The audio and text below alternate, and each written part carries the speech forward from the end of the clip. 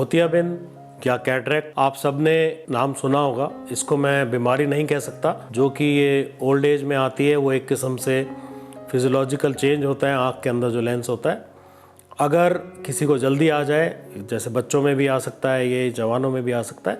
इसकी जो इलाज है वो कोई दवाई से नहीं है, कोई चश्मे से नहीं है। इसका इलाज सिर्फ और सिर्फ कैटरेक्ट सर्जरी है।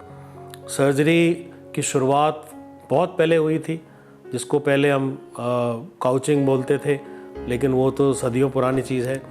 उसके बाद ऐसा भी ज़माना आया था जब एक हम जिसको आईसीसी बोलते थे, उसमें आपको पूरा जो अंदर का लेंस है उसको एक साथ बाहर निकाल के, और बड़े मोटे मोटे टाँके लगते थे। उन टाँकों को 4 हफ्ते के बाद निकाला जाता था और अंदर लेंस नहीं डलता था। फिर आई टेक्निक कि हम अंदर लेंस डालने लगे, लेकिन बड़ा चीरा रहता था। और फिर आया फेको, जिसको स्टिचलेस कैटरेक्ट सर्जरी बोलते हैं, जो कि मैं 1996 से प्रैक्टिस कर रहा हूँ। आईक्यू में जब से आईक्यू हमने शुरू करा है तब से हम 100% ही फेको करते हैं। और अब जो लेटेस्ट टेक्नोलॉजी है, तकरीबन 6 साल से जो हम यूज़ कर रहे हैं, उसको हम बोलते हैं femto laser assisted cataract surgery. So it is a kind of laser जिससे कैटरेक्ट के मेजॉरिटी की सर्जरी के जो 3 मेजर स्टेप्स हैं उससे होते हैं। आपके इंसिजन्स बनते हैं इसमें कॉर्निया के अंदर, आपका जो पुतली के ऊपर जिसको हम एक रेक्सेस बोलते हैं वो बनते हैं, और तीसरा लेंस के अंदर कट्स लगा के उसको लिक्विफाई करा जा सकता है। बट इसका क्या फ़ायदा है? काम ये मैनुअली भी हो सकता है, लेकिन इसका फ़ायदा ये है क्योंकि जो चीज़ एक मशीन, एक लेज़र कर रही है, वो बड़ी प्रिसाइज़ है। अगर मुझे कोई 5 मिलीमीटर की चीज़ काटनी है तो मैं अगर 10 बार के अंदर, हो सकता है 4 बार सक्सेस हो मेरी कि मैं वो 5 मिलीमीटर ही काटूँगा, लेकिन मशीन को चाहे 1000 बार भी कटवाओगे तो 5 मिलीमीटर ही काटेगी। It is very precise. Secondly, predictable है।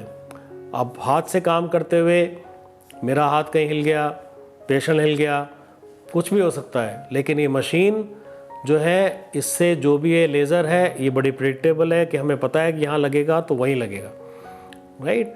उसके बाद सेफ़ है और अर्ली रिकवरी है पोस्ट ऑपरेटिवली, क्योंकि जो मशीन से बने हुए इंसिजन्स हैं वो बड़े प्रिसाइज होते हैं। सर्जरी के अंदर हमें जो टाइम है वो मात्र 2 मिनट लगते हैं ये फेमटो करने के बाद। और इसके अंदर लेंस जो हम आजकल जो एक तो किस्म के बहुत जो हाई टेक्नोलॉजी के लेंसेज आ रहे हैं, जिसको मल्टीफोकल, ट्राईफोकल्स या मोनोफोकल प्लस, ये बहुत सारे जो एक टाइप के लेंसेज हैं, जो ये सारे लेंसेज की जो फाइनल आउटकम है वो इसमें बढ़िया आती है। क्योंकि जो हम रेक्सेस करके जो एक बैग कैप्सूल बनता है जो, और उसके अंदर जो कैप्सूलर बैग होता है, उसके अंदर जब ये डालते हैं तो लेंस की पोजीशन बिल्कुल सेंटर में रहती है।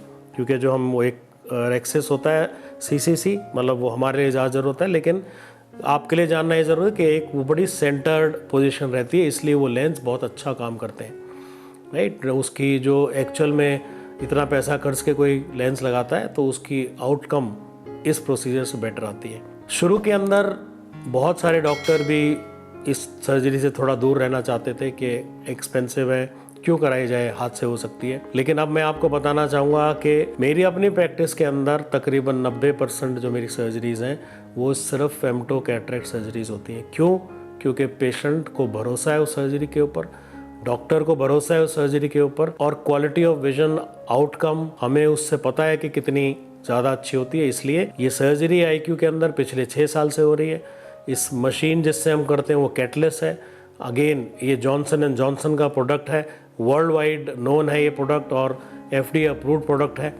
और USA के अंदर भी यही लेटेस्ट टेक्नोलॉजी है जो आज आईक्यू के पास है। तो आप बेहिचक होके आईक्यू के किसी हॉस्पिटल में जाके कैटरेक्ट के बारे में अगर बात करते हैं, आपको सब चीज़ के बारे में बताया जाएगा। हाँ, क्योंकि ये बहुत महंगी मशीन है, आपको हर सेंटर पे नहीं मिलेगी, कुछ सेंटर पे मिलेगी, बट इवन देन कोई भी सेंटर पे आप जाएंगे, ये सर्जरी आपको कराने के लिए उसी सेंटर पे बिल्कुल रेफ़र किया जाएगा, भेजा जाएगा। अपने आप को, आपको लॉजिस्टिक्स वो खुद देख के ट्रांसफ़र करेंगे। तो इसलिए इस सर्जरी के लिए आप जाके निश्चिंत होकर आप अपने कैटरेक्ट की सर्जरी कराइए।